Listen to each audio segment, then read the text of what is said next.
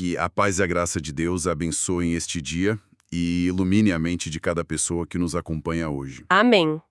E é exatamente com essa intenção, buscando luz e entendimento, que a gente dá a partida nesse nosso mergulho profundo. Com certeza. E para começar, eu queria propor para quem está nos ouvindo imaginar uma cena que, assim, é muito comum. Sabe aquele leve mal-estar quando o celular apita? Sei bem. Pois é.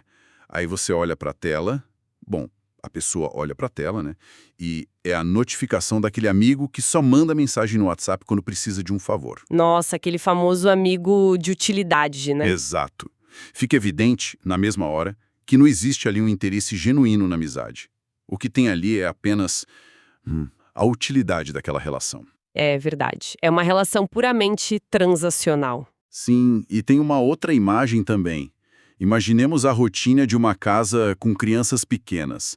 Aquele cenário onde as crianças passam o dia inteiro gritando, tipo, mãe, pega isso, mãe, faz aquilo, mãe, Dá até um cansaço só de imaginar a cena, né? Nossa, muito. Dizem até que se cobrar pedágio por cada mãe que a criança grita, dá pra pagar uma viagem pra Disney no fim do ano. Com certeza daria. Mas, brincadeiras à parte, a provocação que essa nossa análise traz hoje é bem séria.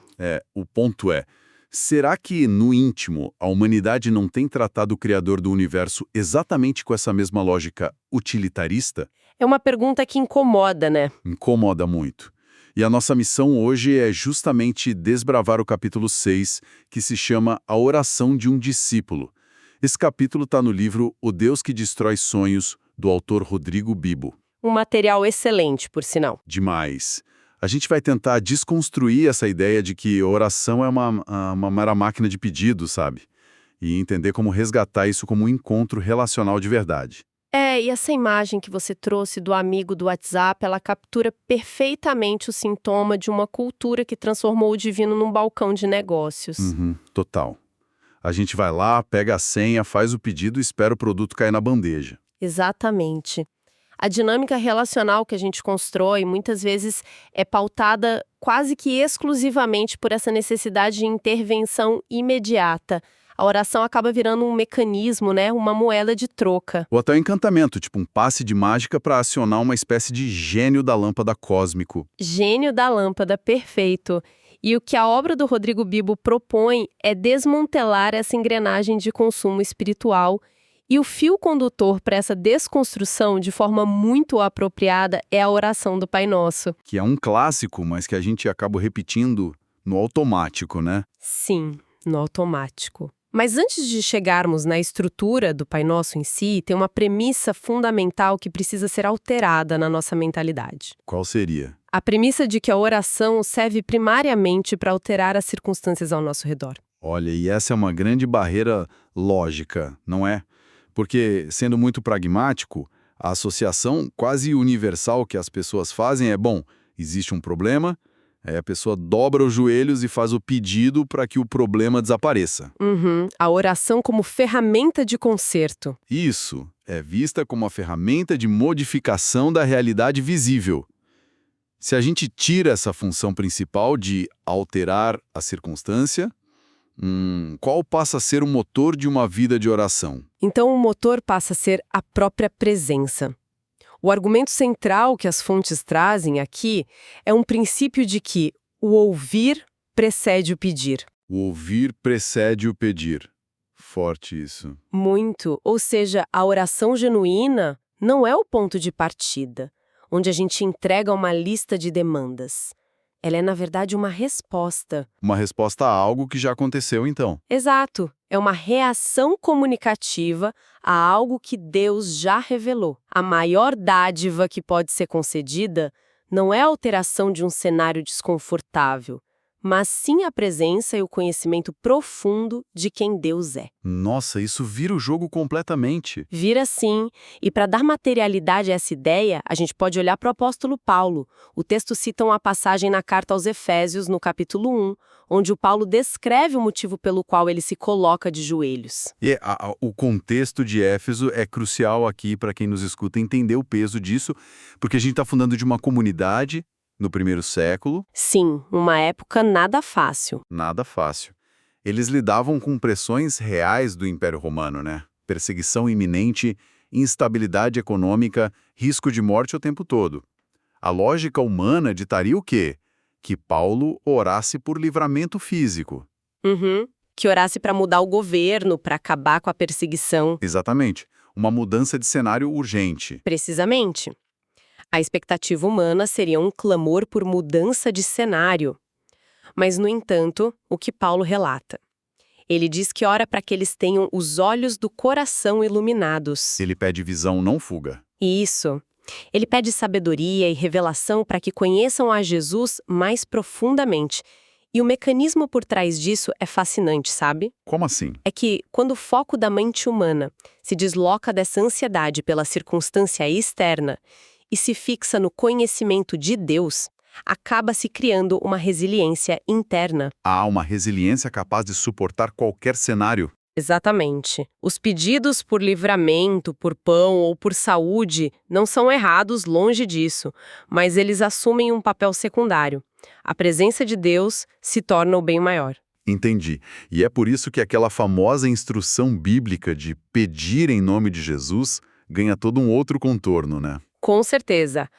Não se trata de usar o nome de Cristo como se fosse uma assinatura forjada no final de um cheque em branco. Tipo para validar os nossos próprios desejos de consumo. Perfeito. Significa pedir aquilo que o próprio Jesus pediria naquela situação. Só que aí, a gente entra num labirinto psicológico bem complexo. O buraco é mais embaixo. Pois é, porque se a métrica para a oração correta é alinhar a nossa mente para pedir o que Jesus pediria, como é que a gente faz isso na prática? Dada a nossa biologia, a nossa natureza humana, porque os nossos desejos são naturalmente caóticos. Caóticos e muitas vezes egoístas, né? Muito. Tem um trecho no livro de Tiago, no capítulo 4, que aponta o dedo direto para essa falha de calibração nossa. O texto diz que muitas vezes as pessoas não recebem o que pedem porque pedem com motivos errados. Tendem para esbanjar, para satisfazer o próprio ego. Exato. Apenas para satisfazer vaidades e prazeres egocêntricos. Então, se a mente humana é essa tempestade de desejos desordenados, que estão sempre focados no curto prazo e no conforto imediato, como é possível sintonizar essa frequência com a vontade de Jesus? É um excelente ponto. Essa instabilidade dos desejos humanos é exatamente o motivo pelo qual a gente não pode confiar na nossa própria intuição na hora de orar. A gente se sabota? Demais! Nós precisamos de um algoritmo diferente, sabe? Uma ferramenta de calibração. E é aqui que entra a genialidade do Pai Nosso. Então ele não é só um texto para decorar. De jeito nenhum. Ele não foi entregue apenas para ser um poema recitado em cultos. Ele funciona como um mapa para reordenar os nossos afetos. Reordenar os afetos, gostei desse termo. É profundo. O pensador John Wesley formulou uma ideia que o autor do livro resgata, que explica um mecanismo psicológico e espiritual por trás disso de forma brilhante. O que Wesley diz? Wesley argumenta que a finalidade da oração não é informar a Deus sobre as nossas carências. Afinal, partindo da premissa de que ele é onisciente, ele já tem essa informação, né? Lógico, ele já sabe antes da gente falar. Isso. Então a oração serve, na verdade, para informar a nós mesmos. Informar a nós mesmos, como um espelho? Quase isso. É um laboratório. Um ambiente seguro onde a gente testa a validade e a pureza dos nossos desejos mais profundos diante daquele que nos criou. Uau! Isso levanta uma questão prática que gera muito debate, e confesso que já vi muita gente se afastar de orações prontas por causa disso. Ah, a questão da espontaneidade. Isso mesmo. Porque se a gente passa a usar o Pai Nosso, ou até mesmo coleções de orações de cristãos do passado, tipo os puritanos, como um algoritmo para treinar nossos desejos, isso não engessa o relacionamento? É a dúvida clássica. Né? A repetição de palavras que não nasceram organicamente no nosso próprio peito não seria exatamente o que a Bíblia chama de vãs repetições? A sensação que dá para muita gente é de uma perda de intimidade, de algo fabricado, sabe? Olha, essa resistência à oração roteirizada é, na verdade, um sintoma de uma doença muito particular da nossa época. Uma doença da nossa época? Como assim? O teólogo N.T. Wright tem uma análise profunda sobre isso nas fontes que estamos estudando. Ele argumenta que a modernidade criou uma espécie de tirania da autenticidade. Tirania da autenticidade. Faz sentido. A gente é obcecado por ser original. Sim. Nós fomos condicionados a acreditar que apenas aquilo que surge de forma completamente espontânea, crua e não filtrada de dentro de nós é que é legítimo. Se não for improvisado, não é de coração. É o que as pessoas pensam. Exato.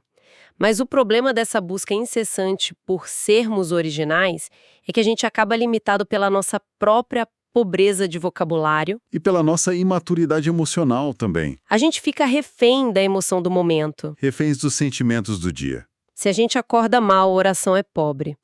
Fazendo uma analogia, é como alguém querendo improvisar jazz no piano sem nunca ter tido a disciplina de repetir exaustivamente as escalas básicas. Nossa, analogia irretocável. Porque a repetição das escalas não mata a música, né? Ela cria a estrutura motora e mental para que a verdadeira música possa acontecer depois com maestria. Perfeito. É exatamente isso. Quando Jesus alerta contra as vãs repetições, lá no Evangelho de Mateus, o alvo da crítica dele não é a repetição em si. É a repetição pela repetição. Isso, a repetição vazia, aquela mecânica, sabe? Usada como uma barganha mágica, tipo um mantra para forçar Deus a fazer algo. Entendi a diferença. Repetir o Pai Nosso, orar os salmos, mas de forma intencional, é uma maneira de usar palavras que foram moldadas por uma sabedoria muito superior para educar a nossa própria alma. É colocar os trilhos no chão para guiar o trem desgovernado das nossas emoções na direção correta. Dela imagem. E a forma como esse reordenamento mental começa, olha, logo na primeira frase do Pai Nosso, é de uma precisão cirúrgica. Sim, vamos entrar então nessa engenharia da oração, porque as palavras iniciais já estabelecem a fundação de tudo. Pai Nosso, que estais no céu. Como que essa frase de abertura já começa a recalibrar um coração que, geralmente está focado no próprio umbigo? Ela introduz um choque de intimidade inédito. Se a gente olhar historicamente na narrativa bíblica, a ideia de se dirigir ao soberano do universo com o termo aramaico Abba, que carrega todo aquele peso e familiaridade de um papai, era uma revolução. Inédito mesmo. Na época, Deus era visto com uma distância muito maior, né? Muito maior. E o material traz o teólogo J.I. Packer, que tem um tratado monumental sobre isso. Ele eleva o conceito de adoção ao topo da experiência cristã. Adoção. Sim, para Packer, se a gente quiser saber se uma pessoa realmente compreendeu a essência da fé, basta verificar o peso que ela dá a essa identidade de ser um filho adotado. Nossa, que interessante. E o livro menciona o contexto romano disso, não é? Isso. Na cultura romana antiga, um filho adotado era escolhido intencionalmente. E legalmente ele tinha um status de segurança inabalável. Compreender Deus como pai altera a postura psicológica da pessoa perante o universo. Sai o medo do capataz, do juiz severo. E entra a segurança incondicional da filiação. E, no entanto, a oração não para no pai. Imediatamente ela impõe um freio, uma espécie de contrapeso de reverência. Que estás no céu. Exatamente, o equilíbrio. É uma dualidade que mantém a sanidade da relação, né? Se fosse apenas pai, a gente poderia cair naquela armadilha de tentar manipulá-lo, como as crianças da nossa analogia inicial tentam manipular os pais na sala de estar. Ah, o papai do céu faz tudo o que eu quero, né? Pois é. Mas que estás no céu estabelece a transcendência. Ele é infinitamente próximo para ouvir, mas soberano o suficiente para governar. Não é um vovô bonachão que existe só para nos mimar. E essa consciência da soberania divina é que dita as próximas 3 petições do Pai Nosso. Elas servem justamente para tirar a lente dos nossos próprios problemas e apontar essa lente para o alto. O foco sai do eu e vai para o ele. Totalmente. Antes de qualquer pedido pessoal, o algoritmo do Pai Nosso exige: santificado seja o teu nome, venha o teu reino, seja feita a tua vontade. Há uma total descentralização do indivíduo aí. Uma quebra de orgulho. E Martinho Lutero, ao analisar essa passagem, traz um raciocínio muito prático sobre isso.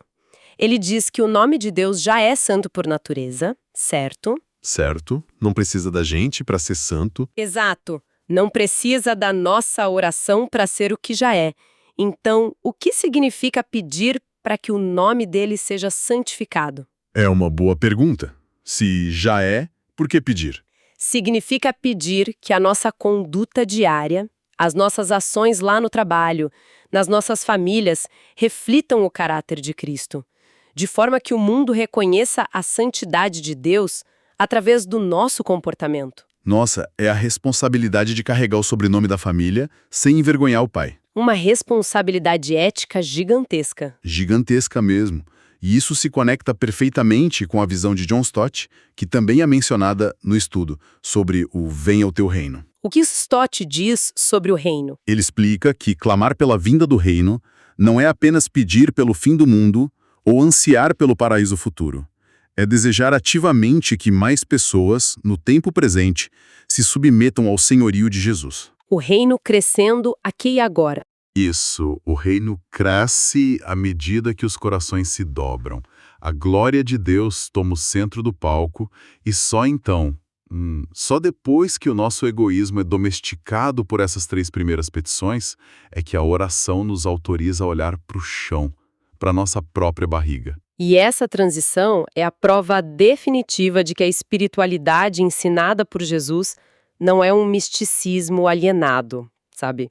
Aquela coisa de viver com a cabeça nas nuvens. É uma fé muito prática. Muito. Depois de alinhar a mente com os propósitos cósmicos e eternos, a oração aterrissa no asfalto quente da vida real. Venho, dá-nos hoje o pão para este dia. O pão nosso de cada dia. Mas olha, para a gente capturar o impacto real dessa frase, precisamos entender o abismo que existe entre a economia do primeiro século e a nossa realidade contemporânea.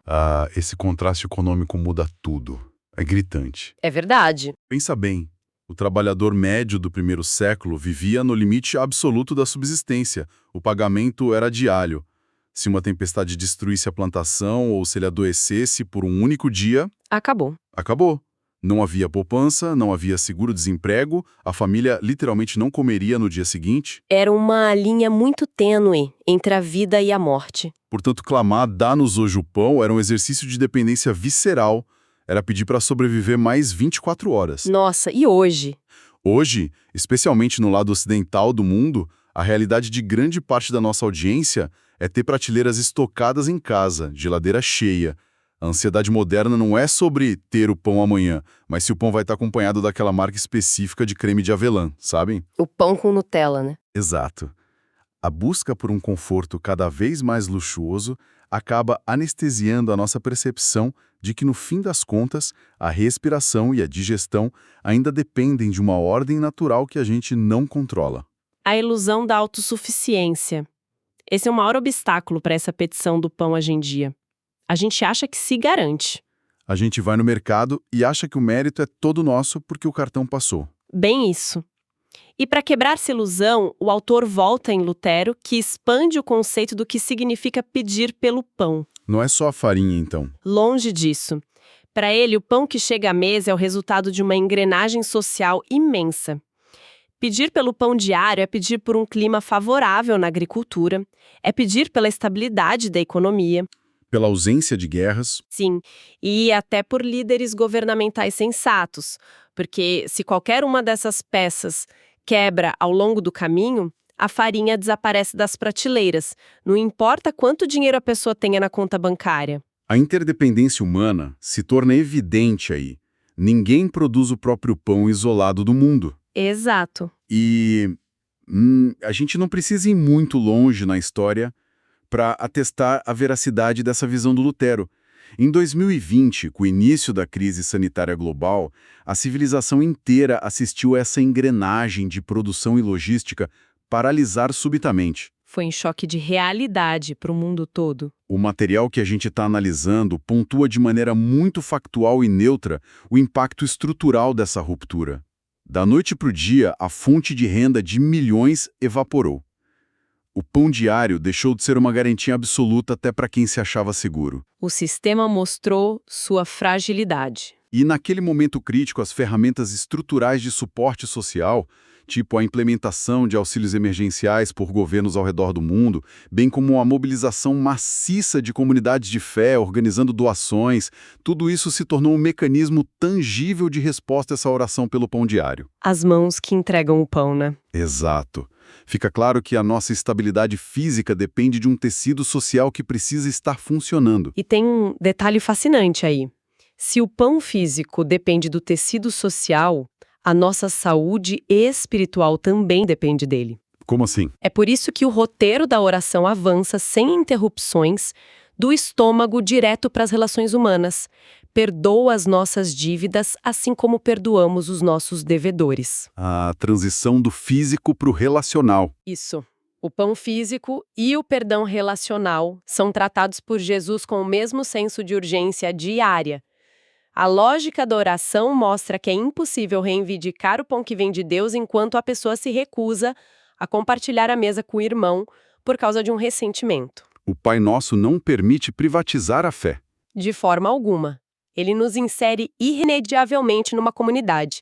E para enfatizar o peso disso, o material analisa a parábola do credor incompassivo que está lá no Evangelho de Mateus. Olha, essa parábola é aquele choque de proporções que a gente precisa para entender a mecânica do perdão cristão. Porque os números nela são absurdos, propositalmente absurdos. Muito. Conta para quem nos ouve como é essa história. A história mostra um servo que deve uma quantia impagável ao rei, algo como 10.000 talentos. Para dar uma dimensão, isso era o equivalente a milhares de anos de trabalho de um operário comum. Ou seja, impossível te pagar em várias vidas. Impossível. É uma dívida que simboliza a ofensa cósmica do ser humano contra o Criador. E aí o rei, movido por pura graça e compaixão, cancela essa dívida monstruosa. Ele zera a conta. Zera. Mas esse mesmo servo, que acabou de ser perdoado dessa fortuna, sai dali e encontra um colega que deve para ele uns 100 denários, tipo uns poucos meses de salário. Um troco, comparado aos 10.000 talentos. Um troco. E o que ele faz? Ele estrangula o colega exigindo o pagamento. A discrepância entre o que foi perdoado por Deus e o que a gente muitas vezes se recusa a perdoar nos outros revela uma falha catastrófica na nossa compreensão da graça. Uma falha estrutural mesmo. A lógica que o autor aponta é implacável. Nós somos uma comunidade construída sobre fundações de misericórdia. Não tem outro jeito de existir nessa comunidade. Exato.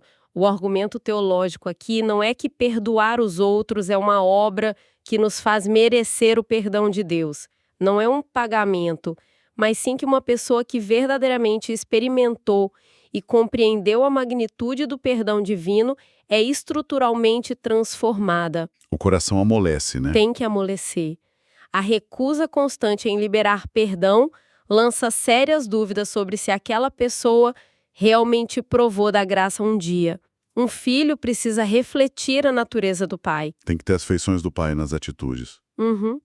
E o modelo de oração reconhece que viver com esse nível de generosidade e de pureza moral no mundo que é quebrado e injusto é um desafio hercúleo. Não é para qualquer um. O mundo não facilita. Por isso, vem a transição final. Não nos deixes cair em tentação, mas livra-nos do mal. O que nos desperta de qualquer ingenuidade, né? Totalmente. A espiritualidade cristã não propõe um passeio num parque de diversões protegido por uma redoma de vidro. Ela opera ativamente num campo de batalha. Um campo minado, eu diria. Sim. E admitir, não nos deixes cair, é a confissão máxima da nossa própria fragilidade. É como dizer, Deus, eu conheço os atalhos sombrios da minha própria mente. Eu sei do que eu sou capaz. Exato. Eu sei que sob a pressão certa, ou com o incentivo errado, eu tenho a capacidade de ceder e trair tudo o que eu acabei de orar. Então, no fim das contas, é um pedido de me proteja de mim mesmo e das forças ao meu redor. Exatamente, porque a tentação tem essa habilidade sinistra de se camuflar, de atacar justamente os nossos pontos cegos. E Lutero volta a aparecer aqui no livro com uma metáfora muito vívida. O que Lutero traz dessa vez? Ele diz que as forças do mal não tiram férias. O diabo atira flechas ininterruptamente. Assim que a gente consegue resistir e vencer uma tentação específica, Talvez uma tentação de ordem financeira, por exemplo? Acha que venceu a guerra. Mas logo em seguida surge uma nova flecha. Talvez ligada ao orgulho de ter vencido o anterior, sabe? Ou à vaidade, ou a uma impaciência com os outros. Não tem trégua. Nenhuma. Portanto, esse clamor final do Pai Nosso não é só um encerramento cerimonial bonitinho. Ele é um pedido desesperado de sobrevivência moral e espiritual. Requer que a gente reconheça que, sem a guarda constante do Espírito Santo, as nossas próprias forças simplesmente murcham diante da hostilidade do mundo. Cara, essa engenharia toda do Pai Nosso é brilhante. Partindo lá de cima da adoração e do reconhecimento da soberania divina, descendo para a nossa dependência material do pão, passando pela urgência comunitária do perdão e terminando nessa admissão da nossa fragilidade na guerra espiritual. Isso cria uma espécie de blindagem na mente. Uma bússola completa para a vida, né? Sem dúvida. E o autor do livro encerra esse capítulo de uma forma muito pessoal, que amarra todo esse nosso mergulho nas fontes hoje. Ele compartilha uma dinâmica com a própria filha, a Milena. Essa parte é muito sensível. Muito. Ele reflete que a tarefa mais fácil na educação de uma criança é ensiná-la a memorizar e repetir as palavras do Pai Nosso. Porque a memória infantil absorve os sons muito rapidamente, né? Em poucos dias a criança decora. É a parte mecânica. Isso, mas o verdadeiro desafio, aquele que consome uma vida inteira de discipulado, é ensinar e modelar o estilo de vida que essas palavras exigem. Viver o que se ora. Exatamente. Se nós não estivermos dispostos a buscar a presença antes do benefício, a perdoar quem nos fere e a nos submetermos à vontade soberana de Deus, a oração se torna apenas um conjunto de sílabas vazias jogadas ao vento. E essa reflexão sobre o abismo que existe entre recitar e viver encerra muito bem a jornada que as fontes nos propõem hoje. Concordo plenamente. Nós vimos que fomos chamados a abandonar de vez essa postura de clientes de um balcão de negócio celestial e assumir com todas as letras a posição de filhos adotados à mesa do Pai. A mudança de paradigma. Sim, e retomando aqui um insight cirúrgico do John Wesley de que as orações existem para testar a nós mesmos e revelar os nossos motivos mais profundos, eu queria deixar aqui uma semente provocativa. Manda. Uma reflexão silenciosa para o nosso encerramento. Pensem nisso. Se fosse possível imprimir um extrato, um histórico preciso das últimas conversas, pedidos e clamores que fizemos a Deus nesses últimos dias, o que esse documento revelaria sobre o que nós realmente adoramos e priorizamos na nossa existência? Nossa, uma auditoria interna profunda. E que certamente vai ecoar na mente de cada pessoa que escuta esta análise hoje. O convite que fica para essa reestruturação de como a gente se relaciona com o divino. É um desafio para levar para a semana. Com certeza. E para quem nos acompanha, fiquem atentos, pois teremos um novo episódio explorando mais profundamente as ideias desse mesmo livro. Vamos continuar nossa jornada desvendando perspectivas que tiram o pensamento do modo automático. Isso mesmo, ainda tem muito pano para manga. Muito obrigado a cada pessoa que dedicou seu tempo para explorar essas ideias conosco hoje. Que Deus abençoe todos os ouvintes.